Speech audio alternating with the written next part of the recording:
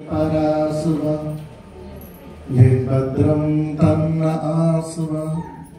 ఓం శాంతి శాంతి శాంతి. ఆత్మబంధులారా, ఇంతవరకు చాలా ఓపికతో మరి అందరూ తపస్సు చేస్తున్నారు కదా. ఇదే నిజమైనటువంటి తపస్సు. తపించడం దేనికోసము? ఆత్మజ్ఞానము, పరమాత్మ జ్ఞానము, వీటిని తెలుసుకోవడానికి కోసము తపించడము. ఒక మరి ఇప్పటిదాకా మాటలు విన్నాం. ఒక చిన్న పాటను మీ ముందు నుంచే ప్రయత్నం చేస్తాను.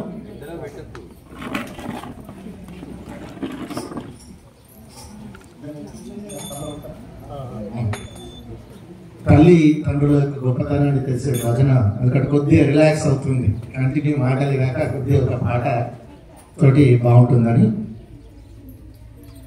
ఎన్ని లోకాలు గాలించినా, ఎన్ని అర్థాలు సాధించినా, ఎన్ని లోకాలు గాలించినా, ఎన్ని అర్థాలు సాధించినా, కన్న తల్లిదండ్రికి నిన్న ఏముందిరా, కన్న తల్లిదండ్రికి నిన్న ఏముందిరా, తమ్ముడు ఈ తత్వము నిజమురా, తమ్ముడు ఈ తత్వము నిజమురా.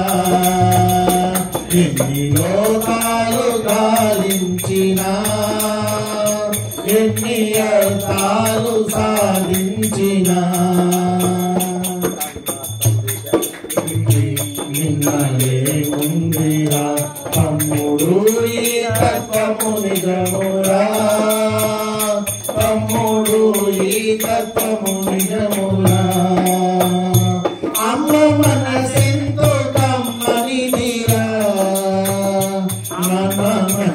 ఎంతో తీయనిదిరా, అమ్మ మనసెంతో కమ్మనిదిరా, మన మనసెంతో తీయనిదిరా. అమ్మ కోపించిన, నాన్న దండించిన, అమ్మ కోపించిన, నాన్న దండించిన, అది నీ మంచి కొరకేనురా, అది నీ మంచి కొరకేనురా. ఎన్ని లోకాలు గాలించినా, ఎన్ని అర్థాలు సాధించినా, 9 మాసములు మోసేరా, అమ్మ పదములకు ప్రణమిల్లరా. 9 మాసములు మోసేరా, అమ్మ పదములకు ప్రణమిల్లరా. పెంచి పెదవానిగా, మంచి గుణశాలిగా, పెంచి పెదవానిగా, మంచి గుణశాలిగా, మార్చిను నిన్ను మీ నాన్నరా, మార్చిను నిన్ను మీ అమ్మరా. ఎన్ని లోకాలు గాలించినా, ఎన్ని అర్థాలు సాధించినా, వారి రక్తం పంచుకు పుడితివి, వారికెంతెంతో రుణపడితివి, వారి రక్తం పంచుకు పుడితివి, వారికెంతెంతో రుణపడితివి. వారు నీ ప్రాణము, వారు నీ జ్ఞానము, వారు నీ ప్రాణము, వారు నీ జ్ఞానము, వారు లేకుంటే నువ్వు లేవురా, వారు లేకుంటే నువ్వు లేవురా. ఎన్ని లోకాలు గాలించినా, ఎన్ని అర్థాలు సాధించినా, ఏముందిరా, కన్న తల్లిదండ్రికి నిన్న ఏముందిరా, తమ్ముడు ఈ తత్వము నిజమురా.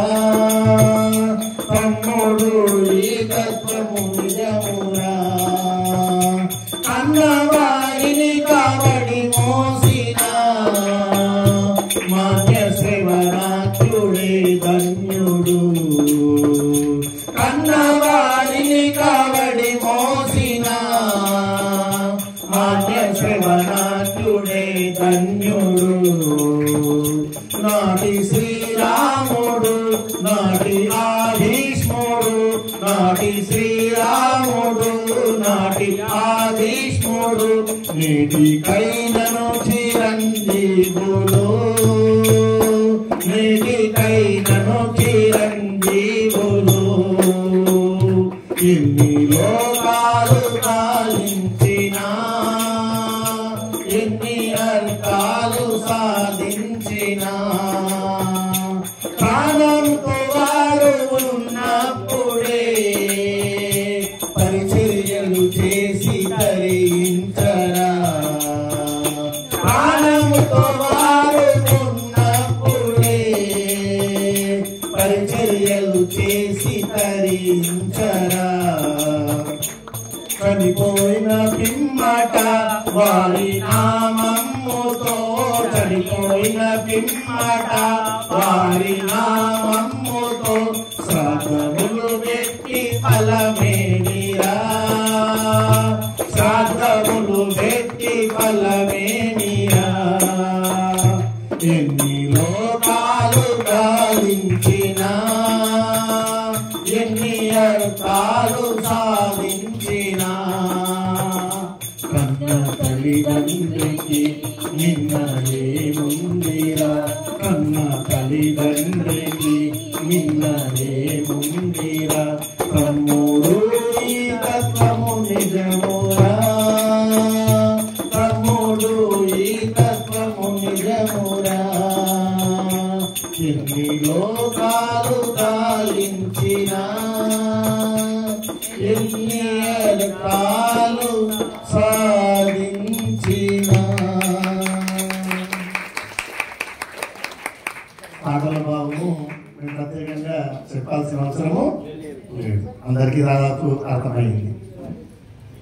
మహర్షి స్వామి దయానందుడు సత్యానంద ప్రకాశంలో రాస్తాడు, మాతృమాన్ పితృమాన్ ఆచార్యమాన్ పురుషో వేద.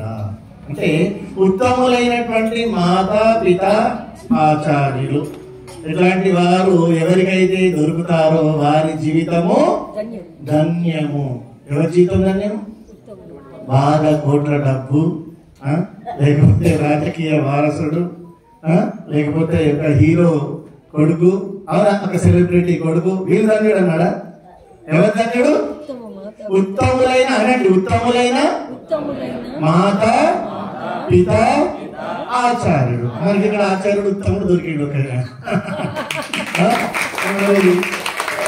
ధన్యమైపోతున్నాం. ఓకే, మరి ఉత్తములైన మాతా పితలు కావాలి. సరే, మనం పెద్దవాళ్ళం అయిపోయాం అందరం, అవునా? సరే, అయిపోయింది. తల్లిదండ్రులు కూడా కొందరికి ఉన్నారు, కొందరికి లేరు. ఇప్పుడు ఏం కావాలి? మనము ఉత్తములం కావాలి. ఎవరికి? మన సంతానానికి. ఉత్తములైతే వాళ్ళు ధన్యులు అవుతారు, వాళ్ళ జీవితము ధన్యం అవుతుంది. చూడండి, మన శాస్త్రాలు ఏమని చెప్తున్నాయి చెప్తాను అనండి. మాతృదేవో భవ, పితృదేవో భవ, ఆచార్య దేవో భవ. ఆచార్య, ఇదే శాస్త్రము మహర్షి స్వామి దయానందుడు సత్యార్థ ప్రకాశంలో తెలియజేస్తాడు. ఇది అనడానికి కొంచెం ధైర్యం కావాలి, కాకపోతే అది కూడా అనండి. మాతా శత్రు పితా వైరి ఏన బాలోన పాటిత. తల్లి దేవత, తండ్రి దేవుడు మనకందరికీ చాలా పరిచయం చేస్తారు, అంతా మనం వింటున్నాం. కానీ శాస్త్రం ఏం చెప్తుంది? తల్లి శత్రువు, తండ్రి విరోధి. ఏంటండి తీసుకొచ్చి మరి ఈ విషయాలు చెప్తున్నారు? నిజమేనా? సత్యమైనటువంటి ఖచ్చితమైనటువంటి నిజం. ఎవరికి?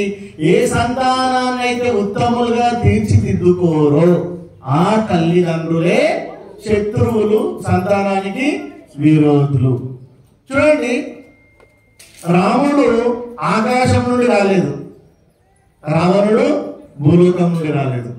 రాముడు పుట్టింది ఆ తల్లి గర్భం నుండి, రావణుడు పుట్టింది ఆ తల్లి గర్భం. అవునా? అక్కడ నుండి తల్లి గర్భం నుండే కదా.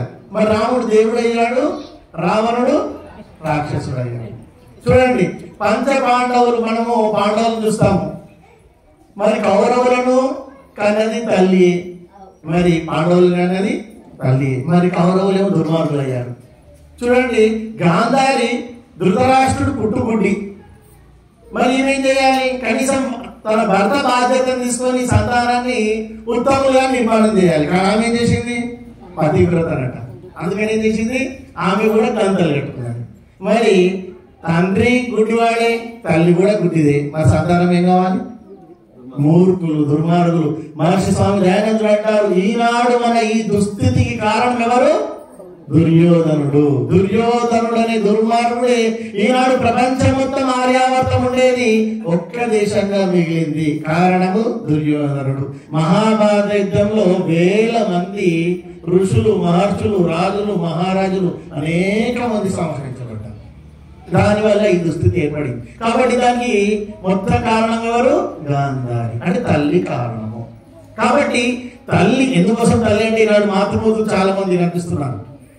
మరి సంతానం ఈనాడు సమాజము నిర్మాణం కావాలి అంటే ఆ తల్లి చేతిలోనే ఉంది.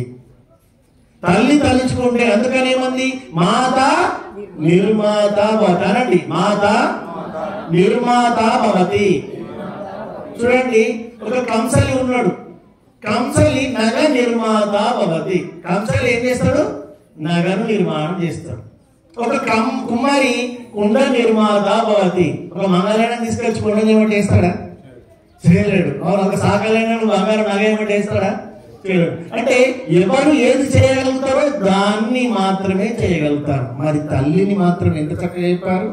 మాత సమాజ నిర్మాత భవతి. తల్లి తలుచుకుంటే కనుక సమాజం మొత్తాన్ని నిర్మాణం ఎవరు చేయగలుగుతారు? ఎవరు చేయగలుగుతారు? ఆ తల్లి చేతిలోనే సమాజము ఆధారం. మొట్టమొదలు తండ్రి, ఆచార్యుడు, వీళ్ళు ఉన్నారు, కానీ మొట్టమొదలు ఎవరి చేతిలో ఉంది? కాబట్టి ఆ తల్లి తలుచుకుంటే సంతానాన్ని చక్కగా గొప్పవానిగా నిర్మాణం చేయగలుగుతుంది. తల్లి పట్టించుకోకపోతే కనుక మూర్ఖుని, దుర్మార్గుని చేయగలుగుతుంది. ఒక ఉదాహరణ చెప్పేసి నేను ముగింపు దిశగా వెళ్తాను, ఎందుకంటే చాలా సమయం అయింది. కాబట్టి ఒక యువకుడు మరి పెరుగుతున్నాడు, బాలుడు పెరుగుతూ పక్కింట్లో నుంచి కూరగాయలు దొరుకుతారని చేసి వచ్చాడు. తల్లి ఏమన్నది? శబాష్, అబ్బా కూరగాయలు ఇద్దేద్దామా అని ఆలోచిస్తున్నా మంచిగా తీసుకొచ్చినావు, బేబీకర్ అయిపోయింది. మళ్ళీ ఇంకో రోజు డబ్బు దొరకదని చేసి, అబ్బా శబాష్ అని చెప్పేసి మంచిగా బియ్యం తట్టింది. అబ్బా మంచిగా ఏం ఖర్చు, కూరగాయలు అవి ఇంకా పప్పులు అవి కొనుక్కొచ్చుకుందామంటే డబ్బు లేవు, మంచి శబాష్ అన్న. అలా అలా అలా పెరుగుతూ ఒక దోపిడీ దొంగైపోయాడు. వచ్చిన వారిని, పోయిన వారిని కొట్టడము, చంపడము, దోచుకోవడము అది చేశాడు. ఒకసారి మరి సైనికులకు బంధింపబడ్డాడు. ఇంకా రాజు దగ్గర తీసుకెళ్తే యావజ్జీవ కారాగార శిక్ష, ఉరి శిక్ష వేసేసాడు.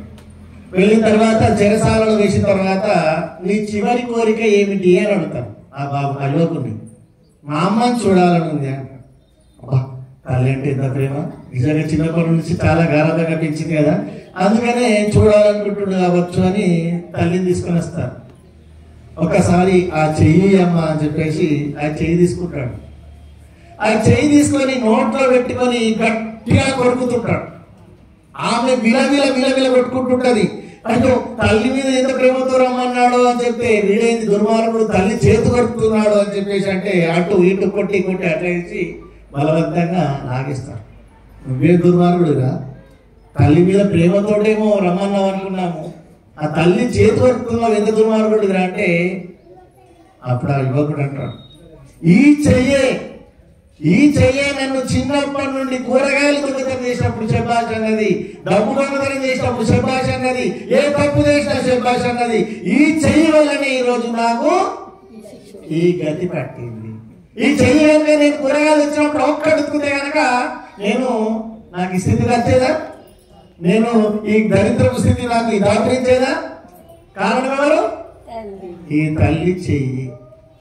కాబట్టి సత్యాప్రకాశం స్వామి అంటాడు, సామృదైశాన్ని విర్నంతి గురవోన దిశోక్షితై లావణాశ్రయనో దోష స్థాళనాశ్రయనో గుణ. నీవు గారాభం చేస్తున్నావు సంతానాన్ని అంటే తీయని విషాన్ని తీస్తున్నావు, దండిస్తున్నావు అంటే చేదు అమృతాన్ని ఇస్తున్నావు. కానీ ఆ దండన ఎట్లుండాలి? సామృతైశాన్ని అమృత తుల్య హస్తాలతో దండించమన్నాడు. కానీ ఇష్టం ఉన్నటువంటి మన పేపర్లో ఏదో ఫెడరల్ పార్టీ ఉందని రాత్రి కొడుకు 8 గంటలకు వచ్చాడట, కాళ్ళతోటి ఇష్టం ఉన్నట్టు దండినట, బెల్ట్తో కొట్టినట. ఆ పిల్లవాడు చనిపోయాడు. మొన్ననే వారం కూడా జరగలేదు. ఎంత భయంకరమైన స్థితి చూడండి. అంటే దండించాలి అంటే దండించాలి ఎట్లా? అమృత తుల్య హస్తాలతో. లోపల దయ ప్రేమ ఉండాలి, బయటకు మాత్రము కోపాన్ని ప్రదర్శిస్తూ వాడు బాగుపడాలి అనే ఉద్దేశంతో దండించాలి. కాబట్టి తల్లి చేతిలో ఈ సమాజం అంతా ఆధారపడి ఉంది. రెండవది తండ్రి చేతిలో.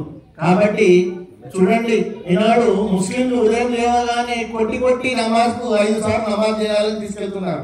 శుక్రవారం చూడండి, మొన్న జగనీకి రాజు చూడండి, రోడ్లన్నీ ప్యాక్. మరి వాళ్ళకి సినిమాలు ఉంటాయా? షోకులు వాళ్ళకి సీరియల్స్ ఉండవా? వాళ్ళకి ఎంజాయ్ చేయాలంటే ఓన్లీ మగవాళ్ళు వస్తేనే రోడ్లన్నీ ప్యాక్ అవుతున్నాయి. ఆడవాళ్ళు కూడా వస్తే కావాలి పరిస్థితి. రోడ్లు ఆపేసి మరి నమాజ్ చేస్తున్నారు. మరి వాళ్ళు ఫంక్షన్ చేసుకోరా? వాళ్ళకి ఎంజాయ్లు ఉన్నాయా? వాళ్ళ కోరికలు ఉండవా? మరి మన దగ్గర ఏమైంది?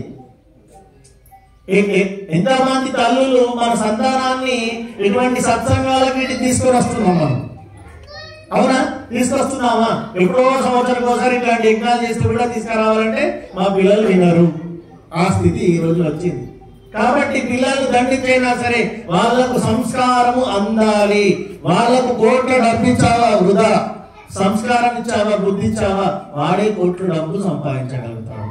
కాబట్టి ఆ ఉద్దేశంతో మేము ఒక సంకల్పాన్ని, ఇక్కడ మంచి పల్లెటూరు వాతావరణము, ఊరి అవతల కాలుష్యానికి వీటన్నింటికి దూరంగా చక్కటి వాతావరణం ఉంది. మొన్న ఆచార్యతో ప్రత్యేకంగా వచ్చి ఈ విషయం చర్చించడం జరిగింది. ఎందుకంటే సాంఖ్య దర్శనంలో కపిల మహర్షి అంటాడు, జ్ఞానాత్ ముక్తి. ముక్తి దేంతో వస్తుంది? జ్ఞాన కర్మ ఉపాసన. జ్ఞానాది అంటే జ్ఞానము కాగా అందాలి. పిల్లలకు కానీ పెద్దలకు కానీ అందరికీ జ్ఞానము బాగా అందాలి. ఆ జ్ఞానం ఏ రకంగా అందుతుంది చూడండి. మల్లెపూల దుకాణాలకు వెళ్తే వద్దైనా కానీ మల్లెపూల వాసన వస్తుందా? చేపల మార్కెట్కి వెళ్తే వద్దైనా కంస వాసన అంటుకుంటా. అంటే ఎక్కడ చేసే సంఘం వైసేరం, ఎక్కడ కూర్చుంటే ఆ ఆలోచనలు మనకు వస్తుంటాయి. కాబట్టి మరి ఈ వాతావరణంలో మనము కూర్చున్నాం అనుకోండి, ఆలోచనలు ఏమొస్తుంటాయి? అవునా? పవిత్రమైనటువంటి ఆత్మ, పరమాత్మ, చక్కటి విషయాలు వస్తుంటాయి. కాబట్టి మరి ఈ క్షేత్రం వాళ్ళు ఇప్పటిదాకా చెప్తుంటే నాకైతే ఆశ్చర్యం అనిపించింది. రాజిరెడ్డి గారు కానీ నరసారెడ్డి గారు కానీ ఎంత కష్టపడ్డారు దీనికోసం. మరి దేనికోసం అంటే ఇక ఆశ్రమం కట్టేసేసి మీరు యజ్ఞాలు తలపెట్టకపోతే, మరి ఏ శిబిరాలు పిల్లల శిబిరాలు తలపెట్టకపోతే, ఊరికే నిర్మాణం చేస్తే ఇది బాగుంటుందా? కార్యక్రమం జరగాలవద్దా? నిరంతరం జరగాలవద్దా? వాళ్ళు నిరంతరం చేస్తున్నారు. అధర్మం వైపు తీసుకెళ్ళడానికి నిరంతరం చేస్తున్నారు. ధర్మం వైపు తీసుకెళ్ళడానికి మనం ఎంత ప్రయత్నం చేస్తున్నాం. కాబట్టి ప్రతి నెల ఒకసారి ఉండాలి, కనీసం మొదలైతే ప్రారంభము చేయాలి. చూడండి, ఇనుప ముక్కను అయస్కాంతంతో రుద్దితే ఒకసారి 2 సార్లు రుద్దితే కొంచెం లక్షణాలు వస్తుంటాయి. బాగా రుద్దితే ఇనుప వస్తువులు ఏమవుతుంది? అయస్కాంతంగా మారిపోతుందా? కాబట్టి మనము ఒక రోజు ఉదయం నుండి సాయంత్రం, ఇప్పుడు బాగానే అనిపిస్తున్నాయి విషయాలు. యజ్ఞం బాగా అనిపించింది, విషయాలు బాగా అనిపించింది, భజన బాగా అనిపించింది. మళ్ళీ కొద్దిగా కాళ్ళు గడప బయట దాటిందంటే బస్ మొత్తం దూరేసుకొని పోగానే మళ్ళీ ఫంక్షన్స్, మళ్ళీ టీవీ ముందర కూర్చున్నామంటే ఆ భూతము మనల్ని తినేసిస్తుంటది. మళ్ళీ ముచ్చట్లు, మళ్ళీ ఇంతకుముందు పోయింది కదా సత్సంగంకు. ఎట్లా చాలా బాగా అనిపించింది. అవునా? అంటే ఏం చేసుకున్నాం? బాగా అనిపించింది. బస్ అంతే చెప్పిండ్రు, శ్రీకాంత్ గారు చెప్పిండ్రు, ఆచార్య చెప్పిండ్రు, వీళ్ళు చెప్పిండ్రు, బాగా అనిపించింది. ఏం తెలుసుకున్నాం? ఏమో బస్ అయిపోయాయి. ఇక్కడి నుండి బయటకు వెళ్ళగానే ఆలోచనలన్నీ మళ్ళీ అక్కడికి వెళ్ళిపోతుంది. కానీ దినమంతా ఈ ఆలోచనలతోటి ప్రశాంతంగా ధ్యాన స్థితిలో భజనలు, మంచి మంచి విషయాలు, యోగా, యజ్ఞము, ఇట్లాంటి మంచి విషయాలతో దినమంతా మనకు వచ్చినటువంటి అనుమానాలను తీర్చుకోవడం, ఏమైనా సమస్యలు, ఆరోగ్య సమస్యలు ఉంటే వాటికి సంబంధించిన విషయాలు తెలుసుకోవడం దినమంతా ఉంటే ఎలా ఉంటుంది? ఎలా ఉంటుంది? ఏమంటలేదు? బాగుంటుందా? అంతా చెప్పండి, బాగుంటుందా? మరి మనము నిన్న మన ఆచార్యతో నాకైతే ఆశ్చర్యం అనిపించింది. వారు వెంటనే అదేదో సంతకం పెట్టేసినా సాక్షాత్ పో చేసేద్దాం అన్నాడు. అది నిజమా? చేసేద్దాం అన్నాడు. అంత తొందరగా ఒప్పుకుంటారా? మళ్ళా వెంటనే నర్సారెడ్డి గారు అమ్మగారున్నారేనా మరి ఎంతమంది ఎన్ని రోజులు 11 రోజులు అన్నాడు. అయ్యో తల్లి ఒక్కరోజు ఏమడుగుతున్నావు చేసేయాలండి. ఆమెరాని నర్సారెడ్డి గారు అడుగుతుంది, నర్సారెడ్డి గారు రెడీ వెళ్ళి రాజు గారికి ఇవ్వాలని అడిగితే వారు అబ్బో బాబే బాబు ఎంత శ్రద్ధ, నిజంగా ఆధ్యాత్మికం అంటే ఎంత శ్రద్ధ ఉందని. అంటే వారి లోపల శ్రద్ధ ఉంది మరి కానీ వారికి ఎట్లా తీసుకెళ్ళాలి ప్రణాళికలు రచించేవాడు. అయోగ్యో పురుషో నాస్తి యోజకస్తత్ర దుర్లభః అమంత్రం అక్షరం నాస్తి మూలం అనౌషధం. అయోగ్యో పురుషో నాస్తి యోజకస్తత్ర దుర్లభః. అయోగ్యమైనటువంటి వస్తువు కానీ మంత్రం ఏది ఉండదట, యోజకుడు కావాలి. దీన్ని ఎట్లా రుచిగా కల్పన చేయాలి అనే యోజకులు కావాలి. కాబట్టి మేము మరి అటువంటి ప్రణాళికను తీసుకొని రాగానే నిజంగా ఆచార్య గారికి ధన్యవాదాలు. వారు వెంటనే అంటే వారు అనుకుంటున్నారు నేనేం చేసినా అంటే మాట ఇచ్చేసినా కదా, కానీ మాటనే పెద్ద మూట మాకు అలాగానే సిద్ధమవడము. కాబట్టి మరి మార్చి 2 నాడు ఏదో ఆలోచన వచ్చింది మళ్ళీ చేద్దాంలే ఇక్కడికి వెళ్ళిపోదాంలే కాదు. నాకు ఎట్లుంటదంటే ఆలోచన వచ్చిందంటే ఏంటిది శుభస్య శీఘ్రం. మళ్ళీ వెంటనే ఆలోచన ప్రణాళిక చేసేసి మళ్ళీ వారము ఒక ఏకదివసీయ ఆధ్యాత్మిక ధ్యాన మౌన చింతన శిబిరం. మొత్తం మౌనంగా ఉండాలి. లోపల మనస్సు ఆలోచనలు గమనించాలి. నా మనస్సు ఎటు వెళ్తుంది, నేను ఏం చేస్తున్నాను, నేను సంతోషంగా జీవితాంతం ఉండాలంటే ఏమి కావాలి, ఈ ఆలోచనలు మనకి ఇక్కడ వరదలాగా మనకు దొరుకుతాయి. భజనల రూపంలో, మంత్రాల రూపంలో, యోగ రూపంలో, రకరకాల పద్ధతులలో దొరుకుతాయి. కాబట్టి ఒక్కరోజు గమనించండి మీ మనస్సు ఎంత సత్వ ప్రధానంగా. మేము ఎందుకంటే హిందూ రాజ సమాజంలో దాదాపు ఒక 15 దాకా చేశాము.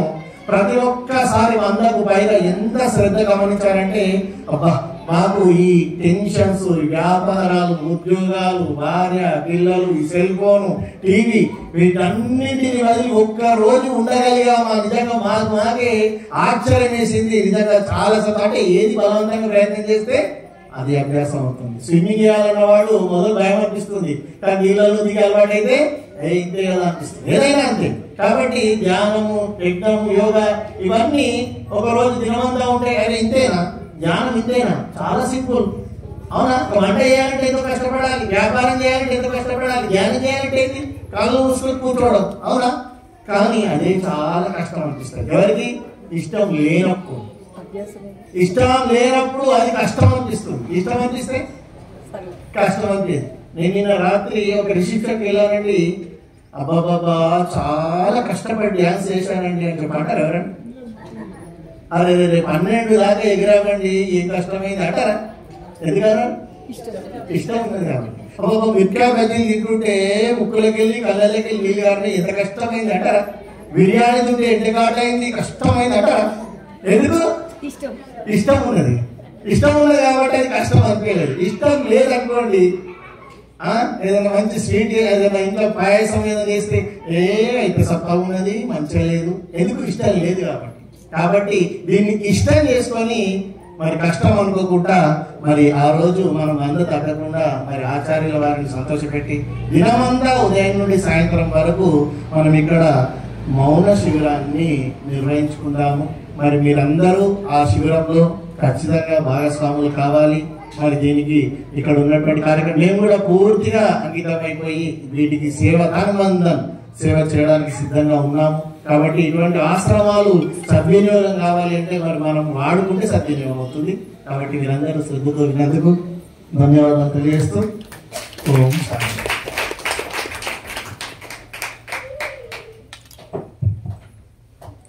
అందరూ ఒకసారి కళ్ళు మూసుకొని ఓంకారం చెప్తాం.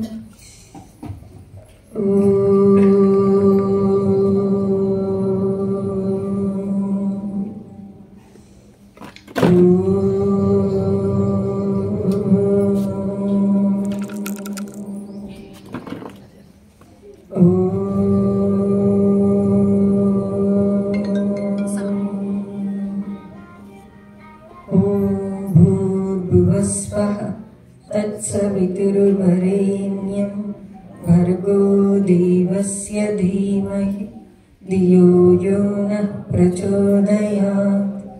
ॐ सहना भवतु सहनो भुनक्तु सह वीर्यं करवावहै तेजस्विनावधीतमस्तु मा विद्विषावहै।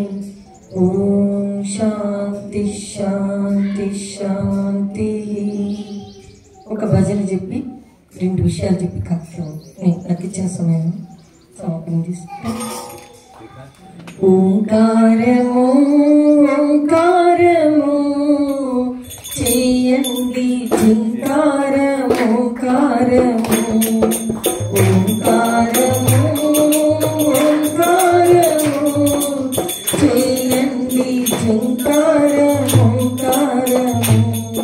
మూడక్షరాల ఈ ఓంకారము మూడక్షరాల ఈ ఓంకారము ముక్తిని ప్రసాదించే ఓంకారము ముక్తిని ప్రసాదించే ఓంకారము ఓంకారము ఓంకారము చేయండి ఓంకారము ఓంకారము.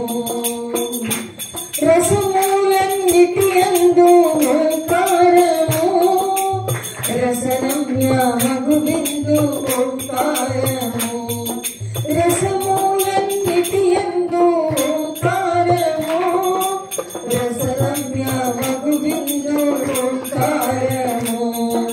భగవంతునికి చెందు ఓంకారము భవరోగముల వందు ఓంకారము భగవంతునికి చెందు ఓంకారము భవరోగముల వందు ఓంకారము ఓంకారము ఓంకారము చేయండి ఓంకారము ఓంకారము. సర్వోత్తమం బహు ఈ ఓంకారము సత్తు చిత్తానందం ఓంకారము సర్వోత్తమం బహు ఈ ఓంకారము సత్తు చిత్తానందం ఓంకారము ఓంకారము ఓంకారము చేయండి ఓంకారము ఓంకారము. హరిభక్తులకు ప్రియము ఓంకారము శివభక్తులకు ముదము ఓంకారము ఈ భక్తులకునైనా ఓంకారము ఎంతైనా స్మరణీయ ఓంకారము ఓంకారము ఓంకారము చేయండి ఓంకారము ఓంకారము చేయండి ఓంకారము ఓంకారము. ఓమంటే పరమాత్ముడు సర్వరక్షకుడు. జీవులం మనం అనాది, పరమాత్ముడు అనాది. కారణం నుండి కార్య జగత్తు అనాది. జీవుడు శరీరం ఇంద్రియాలు మనస్సు బుద్ధి ఇవ్వకపోతే పరమాత్ముడు ఇవ్వకపోతే జీవాత్మ ఏం చేయలేడు. ఈ సృష్టిని ఇవ్వకపోతే ఏం చేయలేదు. కాబట్టి మనము జీవులందరూ కోరుకునేది ఏంటంటే ఆనందము, దుఃఖ నివృత్తి, ఆనంద ప్రాప్తి. ఆనందం పొందాలి అంటే అమ్మ దగ్గరికి రావాలి. మన అమ్మ భగవంతుడు కదా. కాబట్టి ఈ 11 రోజుల యజుర్వేద పారాయణ యజ్ఞంలో నిరంతరం వేదాలు, ఉపనిషత్తులు, దర్శనాలు, భజనలు, తర్వాత ధ్యానము, యాగము, యోగము అన్ని బిడ్డారా నా దగ్గరికి రా, నా దగ్గరికి రా, నీకు ఆనందం. 11 రోజుల నుండి ఇక్కడ కార్యక్రమంలో పాల్గొన్నాం, ఏది గుర్తొస్తలేదు. ఎందుకు? ఆనందం, ఆయనతో ఉన్నాం. ఇక ఇక్కడ వదిలిపెట్టినామా అది గుర్తొస్తుంది, అటుంటామా ఇటు గుర్తురా. కాబట్టి ఏంటంటే జన్మ జన్మల నుండి తిన్నాం, ఉన్నాం, చూసినాం, అన్ని జరిగినాయి. మరి జన్మ జన్మల జనకుడు పరమాత్ముడు కదా. వేదాలు త్వం హిన పితావసు త్వం మాత సపూర్వేషామపి ఇంద్రో విశ్వస్య రాజతి, వేదాలు అన్ని చెప్తున్నాయి. ఆయనంత అనుభవం ఆయన చెప్పినట్టు. మరి ఆయన చెప్పినట్టు వినకుండా మన ఇష్టం ఉన్నట్టుంటే ఏమైతుంది? సరే తుకాల పాలుగా అని చెప్తాడు. కాబట్టి 11 రోజుల నుండి శ్రీధరస్వామి గారు, పుణ్యస్వామి గారు, రాజారెడ్డి గారు, పెద్దలు, నర్సారెడ్డి గారు ఈ నిరంతర జ్ఞాన గంగలో జ్ఞాన వర్షం కురిపించారు. వ్యవస్థ, అటు భోజన వ్యవస్థ, శరీరం, ఇటు ఆత్మకు అన్ని రకాలుగా పవిత్ర సంకల్పంతో దైవీ శక్తులను పెంచడానికి దైవ కార్యాన్ని ఇక్కడ నిర్విఘ్నంగా నిర్విరామంగా తపస్సుతో ప్రకృతి కూడా సహకరిస్తుంది. నేను చూస్తాను, కార్యక్రమాలకు వెళ్తున్నా, రాత్రి అనుకున్నాను బస్సు రెడీ, దించే వాళ్ళు రెడీ, ప్రకృతి రెడీ, రాకెట్ లాగా తీసుకుపోతున్నాం. అదే మనము వేరే ఆలోచనలతో నుండి వేరే ఆలోచన కొంచెం సోమర్తనాన్ని మెల్లిమెల్లిగా అంటే అదే రకంగా పని సాగుతుంది. కాబట్టి భగవత్ చింతన, ఈశ్వర భక్తి ఈ కార్యక్రమాలన్నింటినీ ఆత్మ చాలా దుఃఖాలతో బాధతో క్షోభిస్తుంది. అంతర్గతంగా ఉంటుంది ఆత్మ. కాబట్టి ఆత్మ కావాల్సింది ఈ ఆనందము. కావున ఈ ఆనందం పొందాలి అంటే నిర్విరామంగా వేదమంత్రాల జ్ఞానవర్షం, శ్రీకాంత్ గారు, విజయ్ గారు, ఈ విధంగా చాలా మంది కార్యకర్తలు యజ్ఞము చాలా మహోన్నతమైన కార్యక్రమం. ఇంతకుముందు విజయ్ గారు చెప్పడం జరిగింది, తమ్ముడు ఒక రోజు మనము 6 నుండి సాయంత్రం 6 వరకు ఉంటే మనకి ఇక మనం మన ఇంటి వాళ్ళు వచ్చింటే సరే వాళ్ళు కొత్తగా చూస్తాం. ఎందుకంటే మన అడ్రస్సే మారిపోతుంది. మనం వచ్చి 2-3 గంటలు ఇక్కడ కూర్చున్నామంటే శరీరం మర్చిపోయినాం, ఇంద్రియాలు మర్చిపోయినాం, మనసు మర్చిపోయినాం. నేను జీవాత్మ, పరమాత్మ ఎంత ఆనందంగా ఉన్నామంటే ఇది జీవుడు నిరంతరం కోరుకుంటాడు. కాబట్టి ఆ సత్పురుషుల సాంగత్యము యజ్ఞం ద్వారా, తర్వాత యాగం ద్వారా, సాధన ద్వారా, తపస్సు ద్వారా, జపం ద్వారా, భజన ద్వారా ఋషులందరూ చేశారు, తరించారు. కావున ఇది మన సౌభాగ్యం. ఇంకా నిర్విరామంగా మనం ఇలాంటి కార్యక్రమాలు మనం అందరం కలిసి చేద్దాం. తమ్ముడు అంటుంటాడు, ఎంతో మంది దుకాణాలు ఉన్నారు, కోట్లున్నాయి కానీ నోట్లున్నాయి, శాంతి లేదు కదా. డబ్బులున్నాయి, డబ్బులు కూడా మేము రెడీ అని ఉన్నాయి. మరి కావాల్సిన మనిషికి ఏంటి? అంతఃకరణ శాంతి, మనశ్శాంతి, ఆత్మశాంతి. ఆత్మశాంతి కావాలి అంటే, ఆత్మానందం కావాలి అంటే ఈ కార్యక్రమాల్లో పాల్గొంటాం. అందరం ఒక కుటుంబం లాగా ఎవరికి తోచినట్టు, ఎవరికి శరీరంతోని, మనస్సుతోని, వాక్కుతోని, ధనముతోని మనం అందరం ఆనందం పొందుతూ ఈశ్వరుని భక్తులం అవుతూ ఈశ్వరుని కార్యక్రమంలో మనం నిమగ్నం అవుతూ అందరినీ ఇవన్నీ తీసుకొచ్చినట్లయితే మన జీవన సఫలమవుతుంది. చక్కగా ఈ కార్యక్రమాలు సఫలమవుతుంటాయి. ఆనందంగా జీవిస్తూ 10 మందికి ఆనందాన్ని పంచుతూ మన జీవన సఫలం చేసుకుంటాం. మన జీవనమే దుఃఖ నివృత్తి, ఆనంద ప్రాప్తి. అందుకే పరమాత్మనికి రసము వై సహా, రసం హీన లబ్ధ్వ వేదాంత దర్శనంలో వ్యాసుడు చెప్తాడు. రసము అంటే ఆనందం.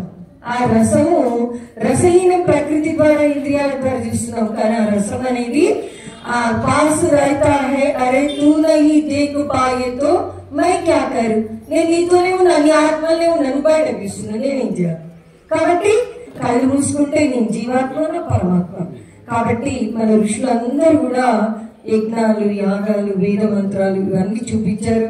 అందులో భాగంగానే శ్రీధర స్వామి గారు ఇక్కడ కూర్చుండి వారు కార్యకర్తలు, అధికారులు కూడా చాలా చక్కగా అందరూ కూడా సంగత్యత్వం ఒక ఏక సూత్రంలో అందరూ త్యాగభావంతో సర్వే జన సుఖినో భవంతు, లోకా సమస్త సుఖినో భవంతు అని విశాల దృక్పథంతో పరమాత్మని మార్గంలో నడుస్తున్నారు. అందరినీ కూడా మనం ఈ మార్గంలో నడిపించడానికి ప్రయత్నం చేద్దాము. ఎవరికి ఎంత ఏ విధంగా ఈశ్వరుడు సాయం ఇచ్చిన శరీరం, ధనం, సేవ ద్వారా మనం ఎంత ప్రయత్నం అయితే అంత ప్రయత్నం చేస్తూ ఈ కార్యక్రమాలను భగవత్ శక్తితో, పెద్దవాళ్ళ ఆదర్శంతో, మార్గదర్శనంతో మనం ముందుకు తీసుకుపోదాము. ఈ ఆశ్రమాన్ని మనము నిరంతరం దీన్ని చక్కగా వాడుకుంటూ సద్వినియోగం చేద్దాము. ఈ ఆశ్రమం యొక్క ఉద్దేశమే అందరూ ఆనందంగా ఉండాలి అని చెప్పడం జరిగింది. ఓం శివ, ధన్యవాదాలు. అందులారా మరి 11 రోజుల పండగ అయిపోయింది. ముద్దుల కొడుకు, బంగారు కొడుకు